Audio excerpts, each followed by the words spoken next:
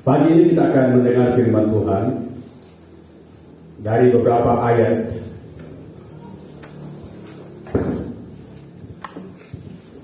Pertama saya bacakan dari kitab Kejadian pasal yang ke-28 ayat 20 sampai 22 dan pasal 30 ayat 43. Kemudian Amsal pasal 1 ayat 1 dan 2 dan ayat 9 10.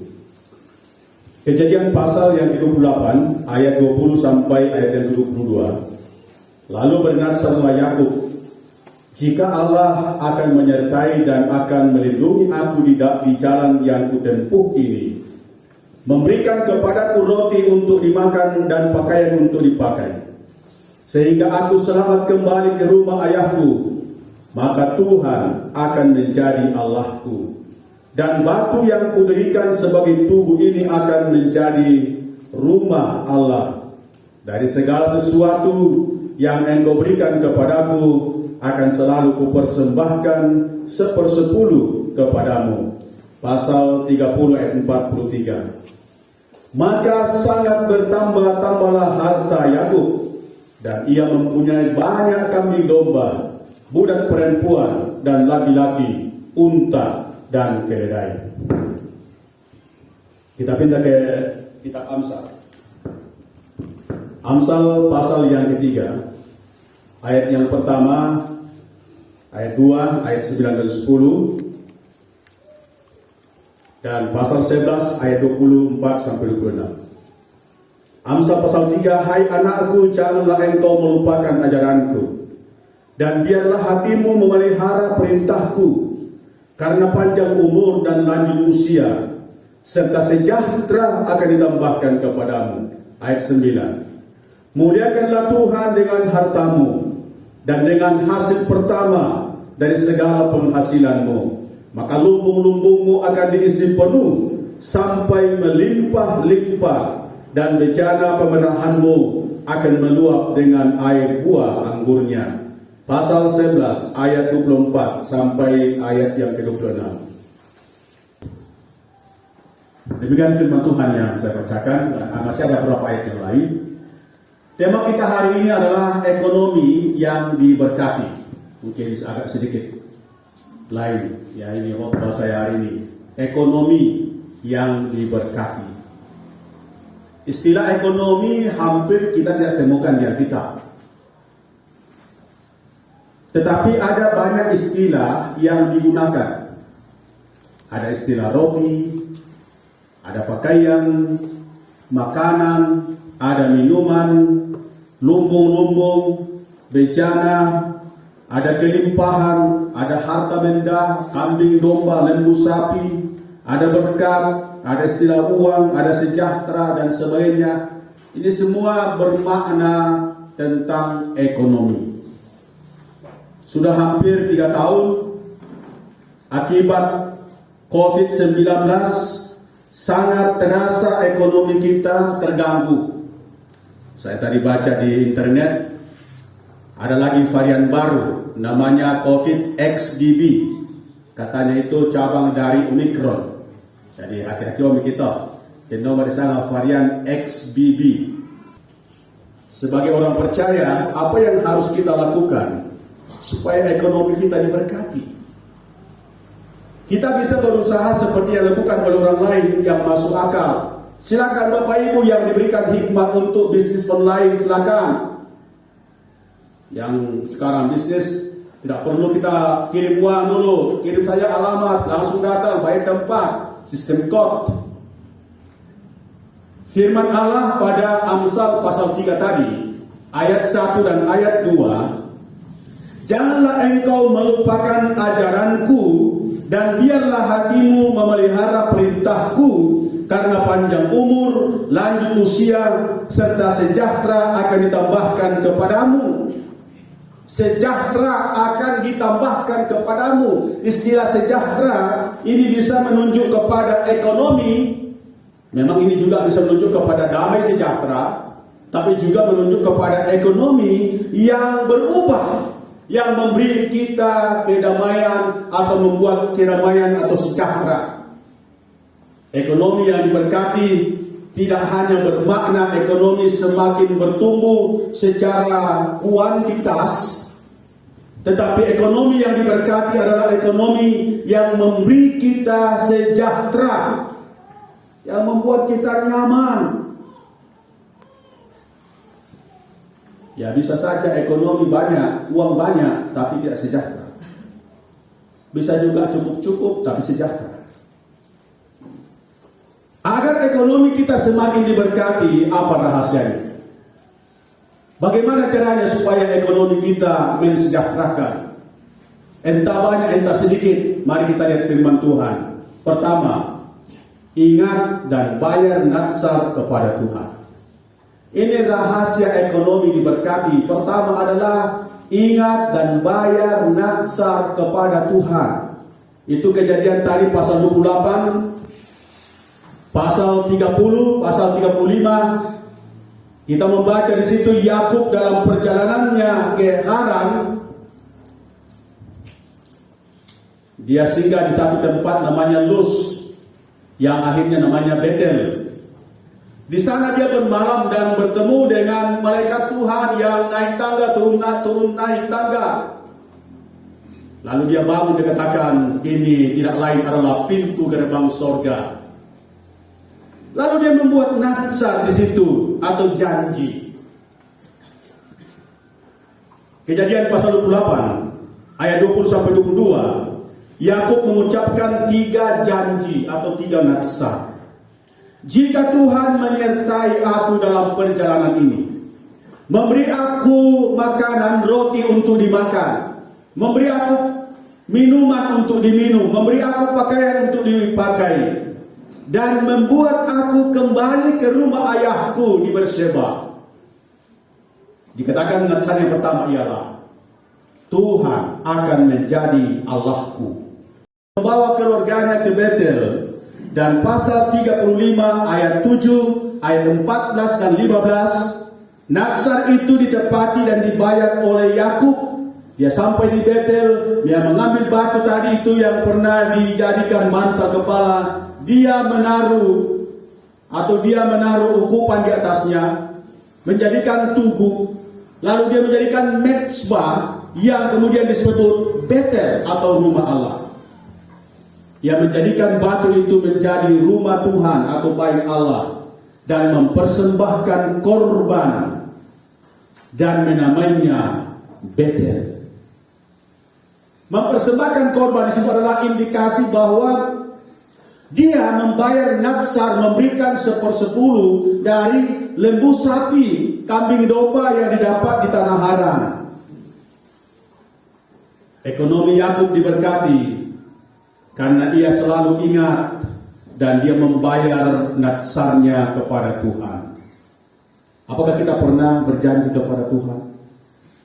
Sadarkah kita kalau kita berdoa bahwa kadangkala dalam doa kita ada natsar? Natsar itu janji. Kalau sudah ditepati atau sudah Tuhan tepati, kita bayar. Sadarkah kita kalau kita berdoa kadang-kadang banyak janji di dalam? Dan sadarkah kalau kita menerima jawabannya, kita bayar? Waktu saya masih di Sulawesi Tenggara melayani, pernah saya membimbing satu bapak yang saya melihatnya bahwa ada masalah. Saya ke rumahnya jam 6 sore dan saya pulang jam 3 subuh. Hampir semalaman saya bimbing bapak itu. Sekarang sudah almarhum. Dia menceritakan pengalaman hidupnya sebagai karyawan di aneka tambang. Waktu itu umurnya sudah 50 tahun lebih. Ada rumahnya tapi rumahnya sederhana. 2 lantai tapi belum diplester, belum ditegel, belum pelak. Lalu dia menceritakan, Pak, saya sudah berusaha luar biasa. Saya pernah usaha ayam, bangkrut. Saya pernah usaha bawang putih, bangkrut. Saya pernah tanam cengkeh di kampung, di Toraja, tidak usah saya sebut namanya di mana. Dimakan api, terbakar, habis. Banyak usaha yang saya kelola, saya pikirkan selama ini, tapi semuanya nol. Lalu katakan, Bapak sendiri melihat rumah saya ini. Sudah sekian lama saya bangun, tapi tidak jadi. Lalu saya masuk, di mana masalahnya Pak? Adakah sesuatu yang pernah Bapak katakan kepada Tuhan dan Bapak tidak tepati? Lalu dia termenung dan dia menangis. Dan dia katakan, Pak, pernah. Ketika saya masih muda dulu, saya pernah naik kapal laut dari Palopo ke Makassar. Karena waktu itu jalanan belum bagus. Di tengah lautan, dia dihantam ombak dan hampir tenggelam. Lalu dia bernaksa begini. Kalau Tuhan berkenan perjalanan kami baik dan sampai di Makassar, saya akan memberi hidup saya menjadi seorang hamba Tuhan. Saya akan pergi belajar di sekolah teologi dan saya akan memberikan seluruh hidup saya dipakai menjadi seorang hamba Tuhan. Muliakanlah Tuhan dengan hartamu. Yang kedua, muliakanlah Tuhan dengan hartamu. Mau diberkati, muliakan Tuhan dengan hartamu. Muliakanlah Tuhan dengan hartamu dan dengan hasil pertama dari segala pekerjaanmu, maka lumbung-lumbungmu akan diisi penuh dan bejana pemerahanmu akan meluap-luap. Apa artinya muliakanlah Tuhan dengan hartamu? Muliakan Tuhan dengan harta artinya berikanlah kepada Tuhan apa yang Tuhan punya. Di sini ada ditulis hasil pertama buah bungaran. Hasil pertama buah bungaran itu milik Tuhan. Berikan kepada Tuhan. Di situ ada dua jenis persembahan juga yang merupakan hak Tuhan, yaitu persembahan khusus dan persepuluhan. Itu hak Tuhan. 3 jenis persembahan ini mutlak harus diberikan kepada Tuhan. Kalau untuk pembangunan, kolekte, diakonia, dan lain sebagainya itu persembahan sukarela namanya. Sesuai dengan kemampuan kita. Sisola kamas rokam pena. Tapi bungaran, persembahan khusus, persepuluhan, tidak bisa dikatakan, oh ya aku murai-murai enggak. Kenokan enggak. Ini harus diberikan, muliakan Tuhan. Orang Israel ditegur dan dihukum dengan musim kemarau panjang dan dihukum dengan hama belalang karena mereka menipu Tuhan dalam hal persembahan khusus dan persembahan persepuluhannya. Itu Maleakhi pasal 3 ayat 8 dan 9. Tuhan membuat mereka kekeringan panjang. Lalu datanglah hama belalang. Ya batik ditondokkan kesana sudah bang. Malah jalan dari itu. Ya, bukan itu batik itu Pak. Mam itu batik. Pasal 3 ayat 10 kitab Maleakhi mengatakan, bawalah seluruh persembahan persepuluhanmu kemana?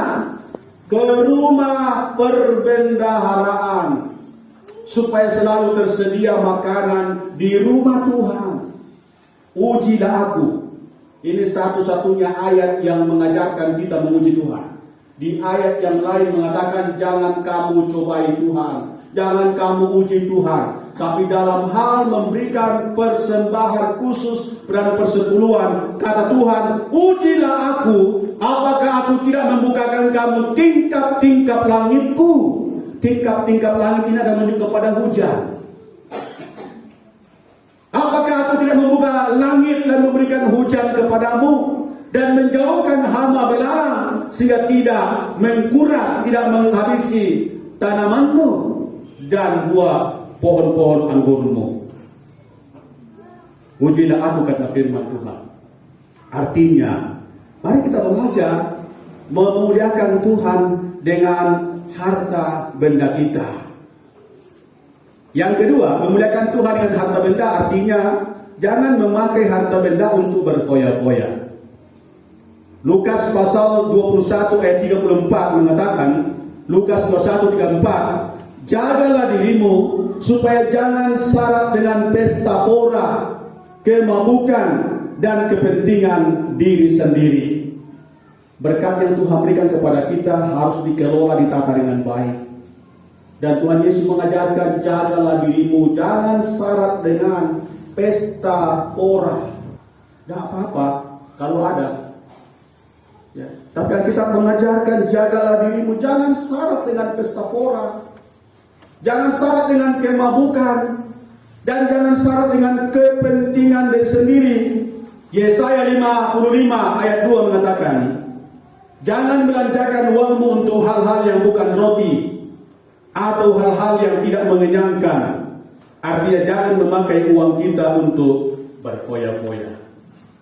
Gunakan uang kita sesuai dengan apa yang Tuhan ajarkan kepada kita. Nomor satu adalah makanan dan pakaian. Selebihnya adalah sekunder kita untuk anak-anak kita dan untuk masa depan kita. Saya kira tidak perlu saya ajar bagaimana kita mengatur mengelola keuangan kita masing-masing. Semua tahu sedikit banyak uang kita bisa kelola. Bapak Ibu tahu saya sebagai hamba Tuhan 20 tahun saya mengajar di STT Bait Makale dengan gaji pas-pasan. Tapi anak-anak saya sudah 3 selesai di Surabaya di sekolah yang mahal dan 1 sekarang masih ada di sana. Semua 4 orang anak kami semua saya sekolahkan ke Jawa dengan gaji dosen yang pas-pasan. Bagaimana caranya supaya anak bisa sekolah? Tidak ada jalan lain dan tidak mungkin saya pergi meminta-minta, kecuali saya harus menata keuangan dengan bijaksana. Saya harus menabung. Sejak saya mulai melayani 30 tahun yang lalu saya menabung. Saya berpikir bahwa suatu saat ada anak yang Tuhan karuniakan, dan saya tidak mau kalau anak-anak saya seperti saya dulu pernah menderita sekolah. Saya pernah menderita sekolah. Saya pernah diusir dari asrama karena ada uang kuliah, uang asrama. Dan saya tidak mau kalau anak saya juga mengalami seperti itu. Cukuplah saya mengalami. Tapi lama-lama bisa satu keranjang. Sama juga dengan sistem menabung. Dan itu yang membuat saya bisa semangat menyekolahkan anak-anak di Pulau Jawa. Muliakan Tuhan dengan harta benda. Yang kedua, yang ketiga, bagaimana supaya ekonomi kita diberkati? Amsal pasal 11 ayat 24 sampai 26. Yang ketiga ialah mencari berkat bagi sesama. Belajar mencari berkat bagi sesama. Ayat 24, ada yang menyebar harta tapi terus tak kaya. Ada yang menghebat luar biasa tapi terus kekurangan. Ayat ini dijelaskan pada ayat 25. Siapa banyak memberi berkat, diberi kelimpahan. Siapa banyak memberi berkat, diberi kelimpahan. Dalam kitab Kisah Rasul, lebih baik memberi daripada menerima. Siapa banyak memberi berkat, diberi kelimpahan, artinya siapa suka memberi kepada orang lain, atau siapa suka bermurah hati kepada orang lain, akan gampang diingat dan diberkati oleh orang lain. Siapa yang banyak bermurah hati kepada orang lain akan gampang diingat dan didoakan, diberkati. Masa mayang kiwong itu apa? Masa mayang hari atau papa anu, mama anu, ya dekat benda tesi di kupake, ya dekat benda te, ya dekat kira lainnya. Ada doa. Tapi yang dia kena maliak bagi tasuk de limantan, kena kendora pura, batu kendora mate. Kata Andoi itu ayat 26. Siapa menahan gandum dikutuki, tapi siapa menjual gandum berkat turun di atas kepalanya. Apa artinya itu? Menahan gandum artinya berbisnis yang tidak jujur. Dengan sengaja menahan atau menimbun. Sama ke apa mulai di BBM dipakai diko ditimbun nom itu. Nasi masuk liko. Tapi orang yang menimbun itu tidak akan diberkati. Ini firman Tuhan. Orang yang menimbun termasuk migor kemarin, minyak goreng, atau kayak mau nama romo kelah. Ini buat kalau itu. Ya, silakan timbun. Tapi orang yang menimbun itu akan dikutuki. Ya, ada yang menimbun supaya mahal. Kalau harga naikkan dijual, dia dapat untung. Siapa yang menjual dengan jujur akan diberkati. Budak-budak muda, bapak ibu teh mau balu-balu. Ya, silakan menjual dengan jujur. Gunakan timbangan yang benar, neraca yang benar. Gunakan kilo. Ani susu tomak lure. Di patok kobang dulu, nanti kiong liu. Ya, mereka menyangka bahwa dengan itu mereka dapat untung banyak, padahal itu dikutuki orang. Menjual dengan jujur artinya menjual dengan harga yang wajar. Oh, tak mungkin semua tali sabu terbalik sabu. Ya terserah aja. Waktu tali sabu terbalik 500. Wah, jawabnya tak balik ya. Tapi yang wajar lah. Beli 1.000 kita jual 1.200 atau 300 kan sudah wajar. Biar sedikit untungnya tapi laris. Biar untung sedikit yang penting lancar-lancar pasti diberkati.